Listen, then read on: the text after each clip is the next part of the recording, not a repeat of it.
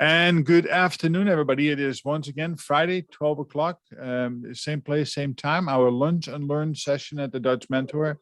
Again, all of it that we do is recorded and viewable in our Thinkific platform for our students. And on occasion, when I really do a good job or I get good feedback, I might even make it into a YouTube clip and add it to the internet. With that said, today's topic is leading with great focus.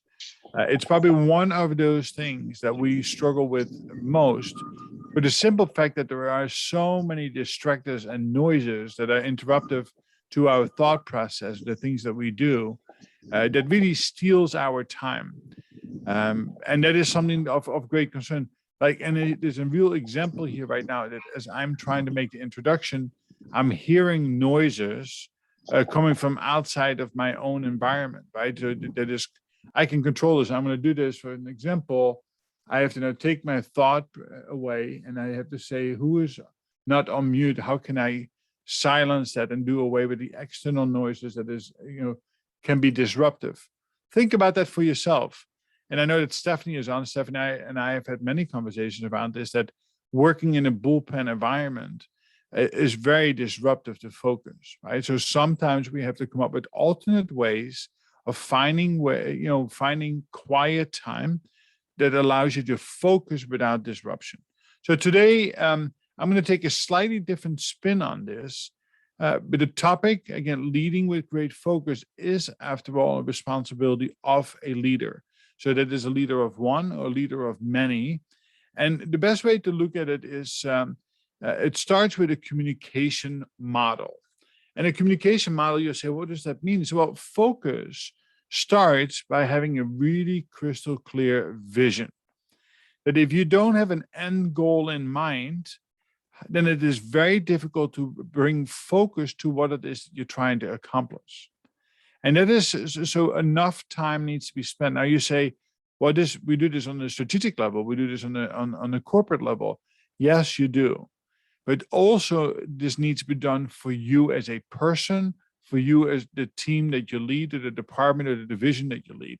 So this model can be used on all levels, right? And it starts by establishing a sense of urgency, or establishing that burning platform. Why is this important, right? So this is where the case for change need to take place. This is where you start formulating your message on why this is so very important. This is a critical piece of communication and a critical piece of focus. Why? Because it needs to be done in words that are truly meaningful and that people can relate to. And if you are a CEO of a hospital where you lead many, you might have to change the message to your audience, how you speak to your physicians and your professional staff, to how you have conversations with people with lower levels of education is extremely important, because at the end of the day, we need all of you to go to the change in order to be able to deliver on the vision itself. So making a case for change really helps you get to the point of having a change description tight, understanding how to get from point A to point B to point C, even to the point that you have had an opportunity to test some of these things to validate that they actually work before you go to the implementation approach. A lot of the work gets done here. And as you think about, you're getting to the bottom of the pyramid, more people will be involved and engaged around this. Now, again, if you run a small department of 2 or 3, again, this is part of your communication plan, part of having people being part of, the change model. Because again, it allows people to remain focused on what is at hand. Sometimes we refer to that, what is the North Star? Where do we want to go? Which roads do we want to take? So we don't go out in left field, right field, or be disrupted by other things. And then last, of course, we want to see the impact on the organization and the people itself in order to mitigate that and make it a positive experience. So again, all of these things are very important to be able to make appropriate changes in the department of 1, 10, 1,000, or many facilities, right? This golden rule holds true in everything we do. We talked a little bit about a few weeks ago around the change model of having, everything that we do is based on culture that gives us experiences, that gives us, that allows us then to operationalize or to take action and then gives us results. In order to optimize that, using this communication model, it really can help you set things up for success. So to change this up a little bit, we're going to talk a little bit about the 3 steps leading, leading to context and not control. So as we said, we wanted to start off with the burning platform, right? We want to have a crystal clear vision. You want to have an end in mind. You want to have a target state in mind. In the class, we're talking today about, doing our first project using our A3 thinking methodology. Again, we have to make sure that we understand what the problem is by scoping the reason for action or the problem statement. But even more importantly is what is our target? Where do we want to go? And then explaining why is that important? What is the consequence and the impact on the business? We cannot skip the why. The why becomes your story. And then allow for time for clarification and alignment. That's where the team bonding takes place, right? It is where we start understanding what it is that we want to do, what is in it for each of the people, right? That the with them, what's in it for me, and people are very unique in that sense. Is that if they don't understand what's in it for me, they're less likely to hook into it and make it part of who they are or what they do. Again, goals and priorities, then coming to a sense of an agreement with the stakeholders, expectations, so they really feel there is something in it for them. But you have to measure performance, right? That's where, again, it comes into play, establishing key metrics along the way. So I'm going to talk next about the 3 culture management tools that allows you to become much better at this over time. And again, practice makes perfect. And it includes me, right? It is that as I go through these slides and have talks, it is important that I continue to make assessments on how this applies to my business, how this applies to how I teach or coach or mentor. So it's all relevant and it's all part of your continuous growth model. So there are 3 things. One, we can talk about focused feedback. I call it really our lifeline. Focused storytelling, making it relatable, making it memorable. And I work with the students early on in our why statement. And often we start off with kind of like a blurry why statement that might be multiple paragraphs, or some of them have nothing at all. Once you learn how to storytell and make it more personal, it becomes more memorable. If it is more memorable, then people are more likely to take action on that. And of course, we can never do anything in the realm of our courses that we teach without having focused recognition with abundance. So let's dive into it one by one. So focused feedback, right? Appreciative, focused feedback that reinforces the thinking behavior needed to change the culture. Just think about that for a second, right? Is that giving and receiving feedback is not something that we love doing. Very few people love doing that, right? So it's rooted in our own behaviors. So we have to, again, make a deep commitment to self that if you want to continue to grow as a leader, we have to learn to appreciate focused feedback. We did an exercise early on in the Pure Leadership Power program where you should have, you could survey the people around you. Sometimes we refer to that as an assertive feedback session. Other times we refer to that as in 360 feedback. You should ask questions to your manager, to your peers and the people and your subordinates, people who work with you or for you. What do I do well? Right? Where can I improve? What would you do different? But it is really important to have this focused feedback that allows you to get better. So here's where I feel you demonstrate I can and I will provide quality patient experience. Right? It is how you ask the questions and how you state that. So constructive feedback that offers positive and candid suggestions and guidance. That's what you seek. Right? So you need to really pinpoint, Now, we all do engagement studies and patient satisfaction studies, and these are all done, essentially speaking, in private. But really, the best focused feedback is if you create a safe environment, a psychological safe zone, and you have good partnerships with people that you work with and for, you can actually do this one-to-one. You can sit with somebody who works for you and ask and receive what it is that you need to hear, not what you want to hear, in order to be able to continue to grow from that. Right? So here are some basic guidelines on how to do that. One, we have to separate worth from performance. And we really have to take that to heart. Right? We have to understand that people's worth, remember the $100 bill, even if you crumble it up and throw it into a muddy mess and you step on it, you pick it up, it's still valued at $100. The performance might not be there. Same thing as that when you establish the rules of giving you critical feedback or giving critical feedback, we want to separate worth from performance. So give focused feedback, direct and straightforward, and don't water it down. Now, the Dutch have been accused 1 or 2 times that they are too direct, that we just say what it is and how it is. So keep in mind for yourself, we're not here to soften the blow, but at the same time, we're not here to hurt somebody's feelings. So find the right language and the right words to use in order to be able to get the point across. But by not taking it head on, by not grabbing the bull by the horn, so to speak, you're doing yourself a disfavor, either when you receive or give feedback, right?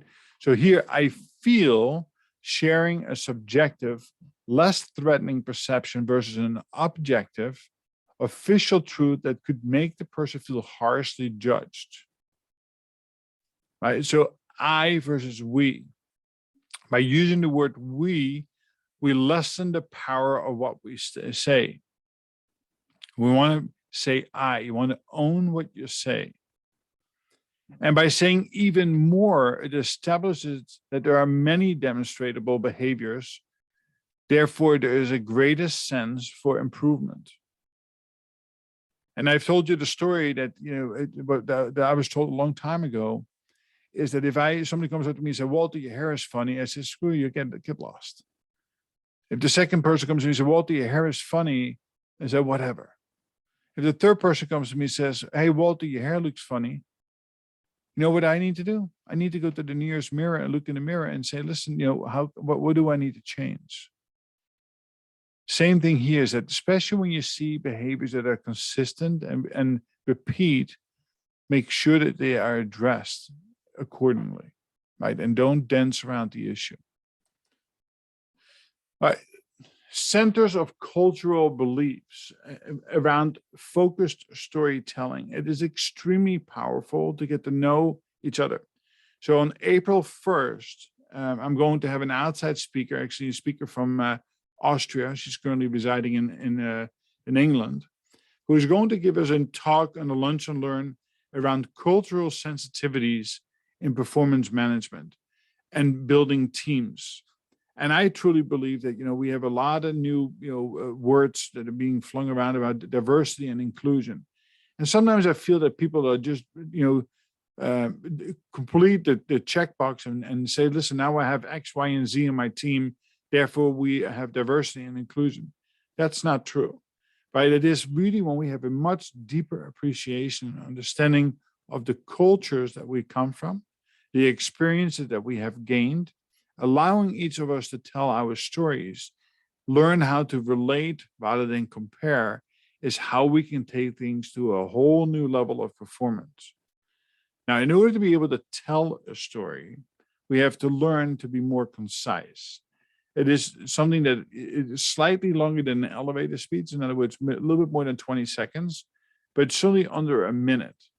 Now, funny enough, I've been trying to tell stories every single morning on my TikTok and my Instagram account, and I need to be at exactly a minute and 2 or 3 seconds. It is very difficult initially to get something across in a short period of time. But as you practice, you will get better at it. And that is something that will be of great value to you as well. As you go to another manager, another director, and ask for something, learn to say it concisely with points within that 45-second range before people start tuning you out. Okay, so here's what I can and I will provide: quality of patient experience and what it looks like. So again, make it concise and be to the point. Make sure that when the story ends, it addresses the impact of the new results, right? So the B2 is the new actions you're going to be taking that is going to give you the new results that you seek. So you have to be very clear in that, in the communication. What is it that you're going to do different to get new results? And all of it is rooted in our cultural beliefs and experiences, right? And they conclude by saying, that's what I will provide a quality patient experience and what it looks like to me. Again, you need to shape, of course, these words to whatever it is your focus is, right? It's just an example around patient service or patient quality. All right, so build on focused storytelling by recognizing performance, even minor wins. And we cannot overemphasize over here. When we go back to our recognition, rewarding, and appreciation model, it is with abundance. It is when you are motivating with fierce resolve, right? That you want to make sure that you really recognize the people and you show your love and appreciation along the way, right? So it is identify the culture belief, I can and I will provide quality patient experience. Brief descriptions of the actions and end by identifying which R2 results were impacted. What did we do along the way? It is the recognition in the process that allows you to drive performance of your people. So the guideline for that is that people rarely see their leaders getting recognized right and fail to recognize me. I cannot tell you how many times I've heard that I don't remember the last time somebody recognized me or appreciated me. And guys, if you really want to have an impact on the people that you lead, you need to recognize, appreciate with abundance. It needs to be done regularly, although not something that becomes predictable, but it needs to be done regularly on multiple levels. Some of you can give out points. Some of you can, send an email, a pat on the back, go on the Gamba. But it needs to be done in a ratio of 3 to 1 at least. 3 times positive times 1 time tough love or critical feedback. That's the sweet spot. And that requires work on your part to do that. Right? So focus recognition is a 360 positive reinforcement tool, unhampered by more formal top-down processes that are currently in place. And I will say this much. I cannot tell you that the impact a handwritten card will have on your team. And it's not just only your team members, but this really goes beyond. Anybody in your organization that receives a handwritten card when they come into work in the morning on their keyboard, they will feel like $1 million for the day. All right, so this is the talk today around how to focus and lead with greater focus in order to get better results. I kept it short and sweet and to the point. Let's see if we have any questions posted from anybody. Andrea, Candace, or Stephanie, any one of you have any questions around the topic today? No, I thought it was great. Straight to the point. Can you hear me? Yes, I can hear you. And of course, now the key thing is, Stephanie, we need to take action to actually do something with this, right? And that's where the greatest struggle is, that we go places, conferences and talks and lessons, and we can agree with the message, but then we go home and we don't do anything with it. And again, we want to that's where the difference takes place in the class that I'm trying to coach and mentor you on, is that it is all rooted in action. We have to do something with the information in order to have a true impact. So I would say, there's a few minutes left to your lunch and learn session, take 4 or 5 minutes to actually reach out to a few people and give some appreciation. And what I would advise is put it onto your daily calendar for 10, 15 minutes as a reminder, as a visual reminder for yourself to give some focused attention to people that will help you move the ball just a little bit every day. With that said, I'm going to wrap up the recorded session. I hope that everybody will have a great weekend. And again, thank you for attending.